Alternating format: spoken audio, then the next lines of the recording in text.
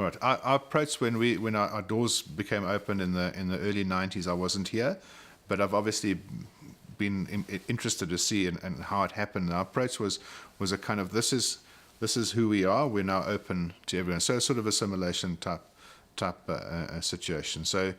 And lots of excellent work happened. I mean, there was some wonderful work. For example, there were issues around language, and now having boys for whom English was not a mother tongue, and so special classes were created, bridging classes were created, and I think it was probably right at the time to do what they did.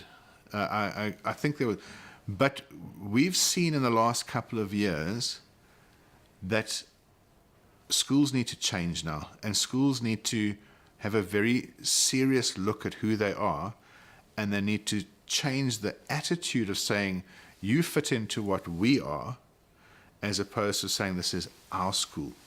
So the use of all these words, us and them and we and all that kind of stuff is so important. The language of transformation, the language of diversity is so critical in the words that we use.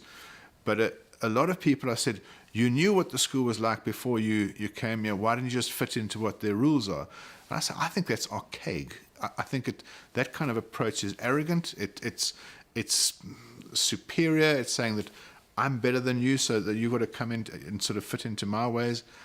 It says I don't see you, I don't acknowledge you, and I think that's wrong. So as long as we keep that dialogue, and I speak to boys often about dialogue, and I say to them, the dialogue is a critical part of us growing as a school, as a nation, whatever we're doing, that we've got to remember to listen to each other.